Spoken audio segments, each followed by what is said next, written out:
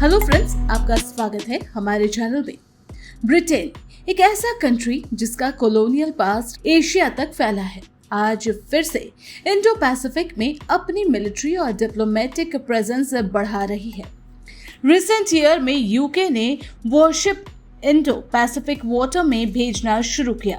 Japan, Australia और India के साथ स्ट्रेटेजिक पार्टनरशिप की फॉर्म की और इवन परमानेंट नेवल डिप्लॉयमेंट की बात की। लेकिन सवाल ये है, क्यों एक यूरोपियन नेशन एशिया के रीजनल पॉलिटिक्स में एक्टिवली हिस्सा लेना चाहता है?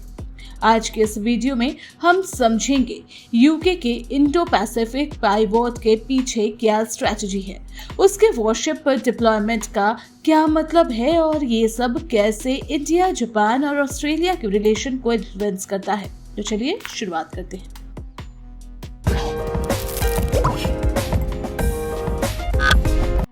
इंडो पैसिफिक आज का ग्लोबल पावर सेंटर। पहले ये समझना जरूरी है कि इंडो पैसिफिक रीजन आज दुनिया का मोस्ट इंपॉर्टेंट स्ट्रेटेजिक थिएटर बन चुका है। यहाँ से वर्ल्ड ट्रेड का 60% से ज्यादा पास होता है। ये रीजन इकोनॉमिक पावर हाउस जैसे चाइना, इंडिया, जापान, एशिया को जोड़ता है और यहीं पर सबसे ज्यादा मैरीटाइम सिक्योरिटी चैलेंज भी होती है। चाइना का aggressive naval expansion, Taiwan strait tension, south China sea dispute, सब कुछ इसी रीजन को अनस्टेबल बना देता है। इसी अनस्टेबिलिटी के बीच में western power USA, France, Germany और अब यूके भी इंडो पैसिफिक में अपनी प्रेजेंस एस्टेब्लिश करना चाहती है as security provider and global influencer. Post Brexit Britain नया ग्लोबल रोल ढूंढना। ब्रेक्सिट के बाद अब यूके को अपने नए ग्लोबल आइडेंटिटी की जरूरत पड़ गई। ईयू से अलग होने के बाद ब्रिटेन ने सोचा कि अब वो ग्लोबल ब्रिटेन बनेगा, एक ऐसा पावर जो वर्ल्ड पॉलिटिक्स में अपना इंडिपेंडेंट रोल प्ले करेगा। इंडो पैसिफिक में इंटरेस्ट लेना इस स्ट्रैटेजी का एक मेजर पार्ट था, क्योंकि ये region economic growth, new partnership और डिफेंस कोऑपरेशन के लिए परफेक्ट ग्राउंड है। यूके ने 2001 में अपनी इंटीग्रेटेड रिव्यू में इंडो पैसिफिक को परमानेंट स्ट्रैटेजिक फोकस डिक्लेयर किया और फिर शुरू हुआ ब्रिटेन का मिलिट्री और diplomatic pivot towards Asia. Warship deployment और मिलिट्री। 2021 में यूके ने अपने largest naval deployment in decades किया। HMS Queen Elizabeth aircraft carrier led strike group को इंडो पैसिफिक भेज दिया गया। ये group South China, Indian Ocean और ईस्ट एशिया तक गया। Freedom of navigation, patrols, joint military exercises और स्ट्रैटेजिक सिग्नलिंग के लिए। यूके ने जापान के साथ डिफेंस एग्रीमेंट, ऑस्ट्रेलिया के साथ सिक्योरिटी डायलॉग्स और इंडिया के साथ बिलैटरल नेवल ड्रिल भी एक्सपेंड किया।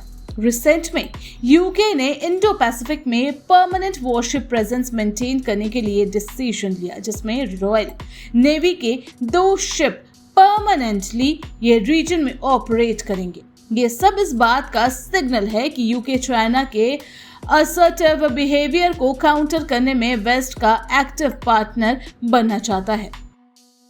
क्वाड कंट्रीज के साथ closer try. UK direct Quad का पार्ट नहीं है, लेकिन वो इन सब के साथ इंडिविजुअल स्ट्रैटेजिक टाइज स्ट्रेचन कर रहा है।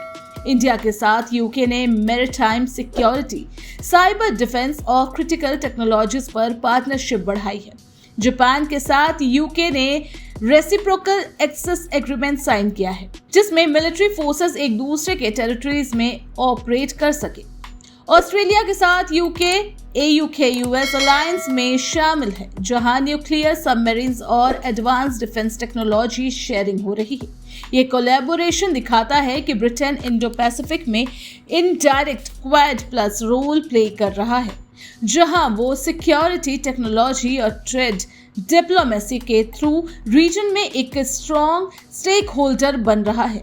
एक और बात, अगर आप AUKUS अलायंस के बारे में और डिटेल में जानना चाहते हैं तो हमने उस पर ऑलरेडी वीडियो बनाई हुई है, आप चाहे तो उसे देख सकते हैं। चलिए अब आगे कंटिन्यू करते हैं। रिस्क, क्रिटिसिज्म और फ्यूचर। यूके के इस इंडो पैसिफिक फोकस को लेकर कुछ कंसर्न भी है। कुछ एक्सपर्ट्स कहते हैं कि ब्रिटेन के पास एशिया में कोई कॉलोनियल लेगेसी के अलावा परमानेंट स्टेक नहीं है और उसकी ओवररीच उसके रिसोर्स के बियॉन्ड है। दूसरा कंसर्न ये भी है कि अगर फ्यूचर में ताइवान कॉन्फ्लिक्ट या साउथ चाइना सी क्लैश होता है तो यूके का इन्वॉल्वमेंट उसके लिमिटेड मिलिट्री कैपेसिटी को चैलेंज करेगा। लेकिन सपोर्टर्स मानते हैं कि अगर यूके ग्लोबल पावर बनाना चाहता है तो उसे इंडो पैसिफिक जैसे डायनामिक और एमर्जिंग रीजन में प्रेजेंट रहना ही होगा। अगले कुछ सालों में यूके और इंडिया के बीच free trade agreement, technology transfer और डिफेंस जॉइंट वेंचर और डिपेंड हो सकता है। तो दोस्तों, यूके का इंडो पैसिफिक पाइवोट सिर्फ वॉरशिप भेजने का काम नहीं है, ये उसकी नई ग्लोबल आइडेंटिटी का पार्ट है।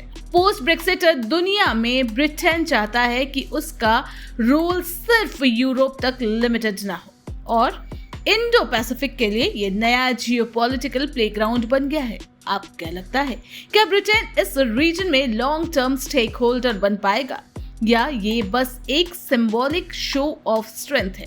अपनी ओपिनियन कमेंट में जरूर शेयर करें और अगर आपको ऐसे ही जियोपॉलिटिकल कंटेंट पसंद है तो वीडियो को लाइक, शेयर और चैनल को सब्सक्राइब करना न भूलें। Thanks for watching.